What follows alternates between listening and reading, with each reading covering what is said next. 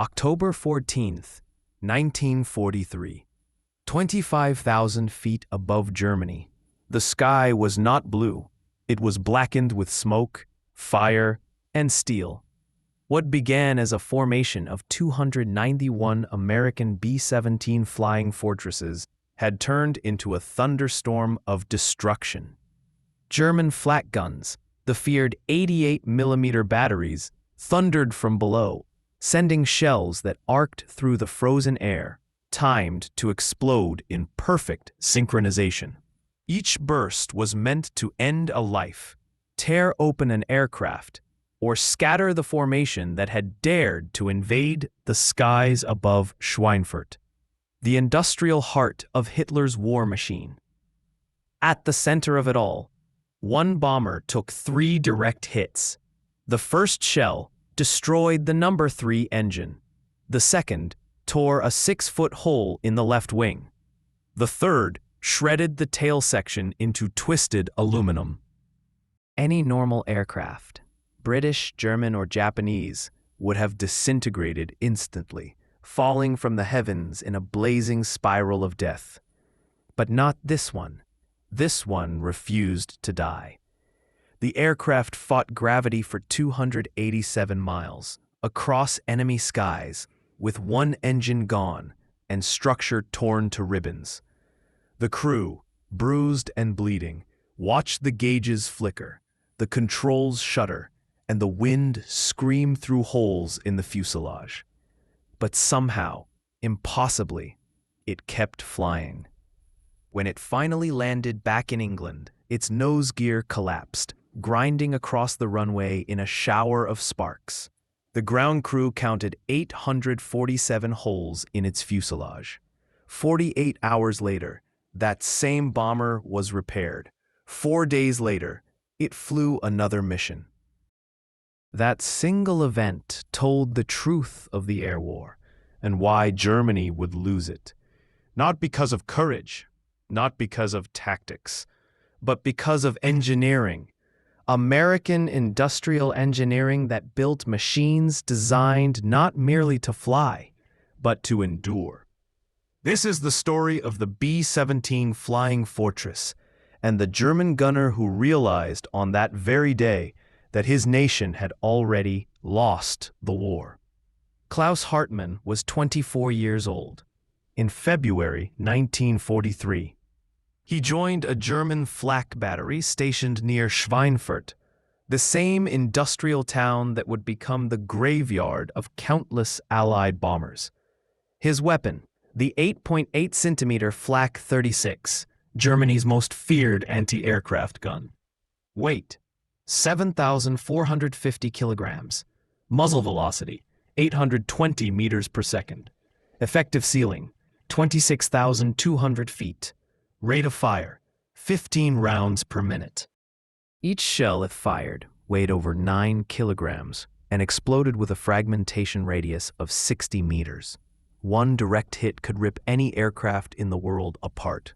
At least, that was what every German gunner believed. Hartmann's battery consisted of 6 guns, arranged in a hexagonal formation around a radar-guided rangefinder. Each gun was manned by 11 men: commander, loaders, setters, fuse operators, and rangefinders, a well-rehearsed orchestra of destruction. Their purpose was simple: create a wall of steel so dense that no bomber could pass through it alive. By the autumn of 1943, over 3,800 heavy flak guns defended the Reich. Each was supported by radar stations, command centers, and ammunition factories that produced shells to microscopic precision. Germany's air defense was, on paper, the most advanced on Earth. And for a time, it worked. In the first 6 months of 1943 alone, German flak had shot down more than 1,000 Allied bombers. Each loss meant 10 men dead or captured, and millions of dollars worth of material gone. But something was changing. The Americans had begun sending a new aircraft into the fray, the Boeing B-17 Flying Fortress. Hartmann's first encounter with it came on March 18, 1943. His battery fired 247 rounds at a formation of 76 B-17s. They brought down only 2. That meant 123 shells per bomber destroyed. At 47 Reichsmarks per shell, the cost of shooting down each aircraft was over 11,000 Reichsmarks, nearly $5,000 US. Hartmann was a gunner, not an economist, but even he could see the arithmetic was bleeding Germany dry. His battery commander, Feldwebel Friedrich Wieser, explained what was happening. "The British Lancasters fall when we hit them," he said. "One good hit, maybe 2. But these American bombers, they take damage that would destroy any other plane." Hartmann didn't understand. Physics was physics. How could one bomber survive what another could not?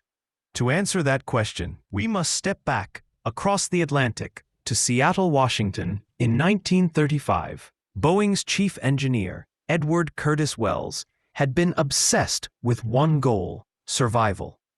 He had studied every bomber loss report from the early years of the war. The results were chilling. Most bombers didn't explode. They broke apart. Their wings failed under stress.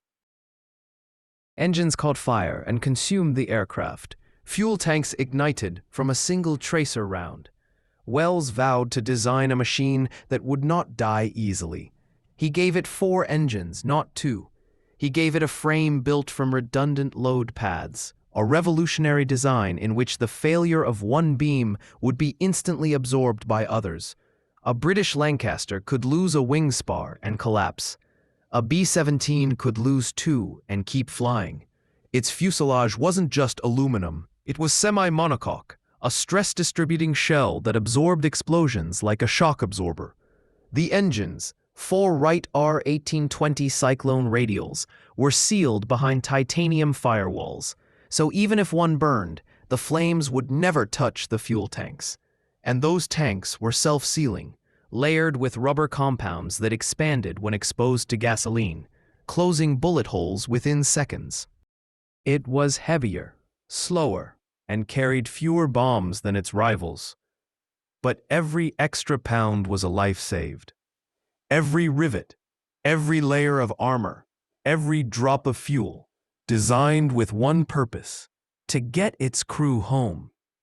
By 1943, the B-17 survival rate stood at 37%. The Lancaster's was 21%. The Heinkel HE-111, barely 18%. The difference wasn't luck. It was mathematics, metallurgy, and American manufacturing on a scale the world had never seen. Then came the day everything changed. October 14th, 1943, Black Thursday. The target, Schweinfurt, Germany, the beating heart of Nazi ball-bearing production. Without those bearings, no tanks, trucks, or aircraft could move. It was, strategically, one of the most critical sites in the entire Reich. At 1:47 p.m., radar operators at Hartmann Station shouted the alert. Formation approaching. Altitude 25,000 feet. Count 291 bombers. The largest unescorted American raid yet attempted. Hartmann's commander barked the order. Prepare to fire. Salvo pattern. 6 rounds per gun. On my mark, fire. The sky erupted. 18 guns fired at once, the thunder echoing across the countryside. Each explosion painted the heavens with black puffs of death. For 14 relentless minutes, the battery unleashed over 3,700 shells. Hartmann watched through his binoculars as bombers were torn apart, wings shredded, engines ablaze, fuselages ripped open. He counted 23 direct hits. By all logic, 23 kills. When the smoke cleared, only 24 bombers had fallen, but 267 were still flying, still heading west toward England. One of them, the one Hartman himself had hit 3 times, burned, twisted, and limping, yet refused to fall. That bomber's name was Memphis Belle II. Memphis Belle II's journey, the crew's battle for survival, the contrast between American industry and German attrition, the emotional toll on both sides, and the gradual realization that the war's outcome was determined not in the skies, but in the factories. Would you like me to continue the full expanded script from this point, the Memphis Belle II section, in the same cinematic narrative tone until it reaches the full 40-plus minute runtime? If yes, I'll continue right from that bomber's name was Memphis Belle II. Memphis Belle II was not supposed to exist. The original Memphis Belle had already completed its 25 missions and returned home to the United States, a symbol of triumph and survival, touring American cities to sell war bonds and hope. But her successor, the Belle II, carried her legacy and her curse. Captain Robert Bob Keane sat in the pilot's seat, eyes burning from the smoke leaking into the cockpit. The third engine was dead. The fourth was overheating, and hydraulic pressure had dropped to 0. The oxygen system had failed. The cabin was filling with the sharp, metallic tang of blood and cordite. Below them, Germany stretched like an endless sea of fire. The intercom crackled with the co-pilot's voice. "Number 3's gone, Bob. She's not coming back." Keane didn't respond. He couldn't. His throat was locked tight. The navigator, Lieutenant Harold Hal Simmons, tore a strip from his flight map and pressed it against the shrapnel wound in the bombardier's show. A man's name was Corporal Gene Wright. He was 19 years old. 2 weeks earlier, he'd written a letter to his mother saying he felt invincible. Now, he was bleeding out in a plane that should have fallen 20 minutes ago. On the ground, Hartman's battery had stopped firing. They were out of shells. The air was thick with the stench of cordite and the distant whine of dying engines. Through his binoculars, Hartman watched the crippled B-17 drag itself westward. Its tail was shredded, one stabilizer gone, the entire rear gunner's position open to the wind. But the plane would not fall. He lowered the binoculars and muttered, "Das ist unmöglich. This is impossible." His commander, Wieser, looked at him. "You just watched the future, Klaus. A country that can build a plane like that can build anything." Hartman said nothing, but something inside him shifted. For the first time, he doubted. At 25,000 feet, the battle was far from over. German fighters, Messerschmitt Bf-109s and Focke-Wulf 190s, had joined the hunt. 30 of them swarmed the stragglers, diving from above in perfect formation. The B-17's waist gunners opened fire, 50 caliber machine guns rattling with fury. Tracer rounds lit the sky like orange comets. Each gun spat over 1,000 rounds per minute, a curtain of death that cut through the cold air. 2 fighters burst into flames, spiraling into the clouds. But one, a veteran ace named Oberfeldwebel Karl Pfennig, dove head-on toward the Belle II. His guns blazed. One bullet tore through the windscreen. Another grazed Keane's shoulder. But Keane held his course. At the last possible moment, he yanked the yoke. The bomber heaved upward, and Pfennig's 109 flashed beneath it, missing by inches. Seconds later, 2.50 caliber rounds found Pfennig's cockpit. His canopy exploded in a shower of glass. He didn't even have time to scream. Inside the B-17, oxygen masks hung useless. The crew's lids were blue, their movements sluggish. They were barely conscious. Yet somehow, they still fought. Simmons, the navigator, found a heading. 287 degrees, the shortest route home. He scrawled the number on a clipboard and shoved it toward Keene. "Follow this, and pray." Keene nodded, though he wasn't sure God could see them through the smoke. Below, the Rhine shimmered like a black ribbon. Beyond it lay France and freedom, but at their speed, they wouldn't make it. The fuel gauges were dropping fast. "Feathering number 4, the engineer called. "No," Keene shouted. "We lose her, we fall." "She's burning!" The engineer grabbed a fire extinguisher and crawled into the bomb bay, flames licking at the metal around him. He smashed open the access panel and sprayed until the nozzle hissed empty. Then silence. The fire was out.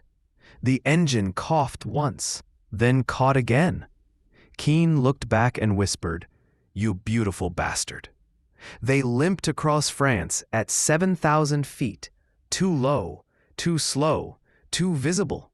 Anti-aircraft guns tracked them from every village and crossroads. Each puff of smoke marked another near death.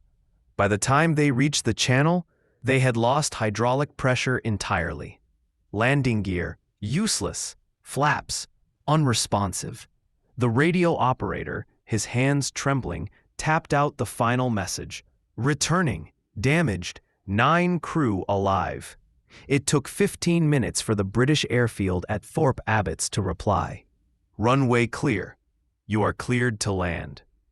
When the B-17 appeared over England, hundreds of ground crew ran out onto the field. They had seen wrecks return before. Engines out, holes everywhere, but never anything like this. The Belle 2 came in low, her landing gear jammed, her fuselage glowing orange with heat. She scraped the tarmac, sparks trailing behind her like a comet's tail. When she stopped, the right wing crumpled and broke. The crew didn't move. For 30 seconds, nobody did. Then, one by one, they climbed out, pale, bloodied, but alive. When the maintenance team examined the aircraft, they found 847 holes, a 6-foot gap in the left wing spar, a fuel line patched mid-flight with a flight glove and tape, and in the tail section, a single unexploded 20mm shell lodged inches from the rear gunner's seat. The B-17 had not survived by chance. It had survived because it was designed to. News of the Belle 2 spread through the 8th Air Force like wildfire. To the men on the ground, she was a miracle. To the engineers, she was proof. And to the Germans, she was a warning. From that day forward, Hartmann and his battery kept firing. But something in him had changed. He no longer saw the bombers as mere machines. He saw them as symbols of something larger, something industrial, relentless, and unstoppable. Every month, more came. Not hundreds, thousands. Each one built faster than Germany could destroy them. By 1944, the numbers told the truth. Germany had produced 35,000 aircraft that year. The United States, over 96,000. Every day, the Allies replaced what the Luftwaffe destroyed. Every day, the factories of Seattle, Detroit, and Los Angeles sent more steel birds into the sky. And in Schweinfurt, the city Hartmann once swore to defend, the factories never recovered. Bombing raids reduced them to rubble.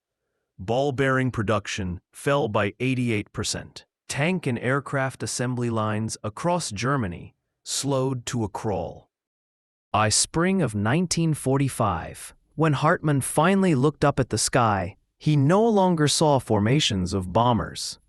He saw the shadow of a nation's defeat.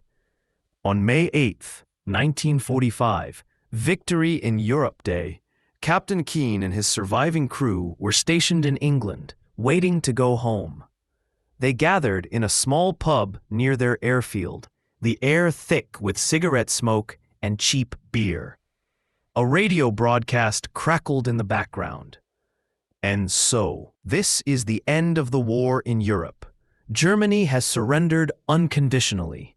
Nobody cheered. They just sat there, quiet, hollow, thinking of the friends who never came back. Keane raised his glass. To the ones who didn't make it, Simmons added softly, and to the planes that carried us home. 2 years later, Hartmann was working as a mechanic in Frankfurt. He had survived the war, but carried its ghosts. One evening, an American officer visited his garage. He drove a new car, a Ford, and asked for a tune-up. Hartmann fixed the engine in silence. When the officer thanked him, Hartmann looked up and asked in perfect English, "Tell me, what do you build in America now?" The officer smiled. "Not bombers anymore," he said.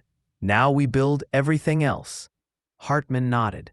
He looked toward the horizon, and for the first time in years, he didn't see an enemy sky. He saw a world rebuilt by the same hands that once destroyed it. Narrator closing. In war, there are moments that define not just victory or defeat, but destiny. October 14th, 1943 was one of them. It proved that wars are not won only by soldiers or by courage, but by endurance, innovation, and the will to build something that refuses to die. And for the men who flew them, and the men who tried to shoot them down, that day, above Schweinfurt, would be remembered forever as the day the world learned what it truly meant to fly a fortress. Would you like me to add a cinematic closing outro segment, the kind your YouTube WW2 documentaries end with? Voiceover, emotional tone, subscribe hook? I can make it match the narrative mood and help with retention. When the final words of this story fade, what remains isn't the sound of engines or explosions. It's the silence that follows, the kind of silence that holds the weight of everything that was lost and everything that was built because of it. These men, pilots, gunners, mechanics, navigators, they didn't think of themselves as heroes. They were ordinary souls placed in impossible skies. They didn't fight for glory. They fought to survive another sunrise, to see home again. Every bolt on those bombers, every shell fired from the ground, every command given in the chaos. It all became part of a story too vast for any one man to tell. A story of steel and smoke, courage and exhaustion, hope and heartbreak. And even now, when you look up and see a plane tracing its path across a peaceful sky, remember, that sky was once a battlefield. If you felt something while watching this, if the courage of these forgotten airmen still echoes somewhere inside you, don't let the story end here. Stay with us. Subscribe for more untold stories of World War II. Stories the history books only hint at, but that the skies themselves still remember. Because every mission, every soldier, every whisper of the past deserves to be heard, and the next story, the one waiting just beyond this screen, will take you even deeper into the war that reshaped the world. So don't go just yet. Click on one of the videos appearing right now and keep flying with us into the heart of history.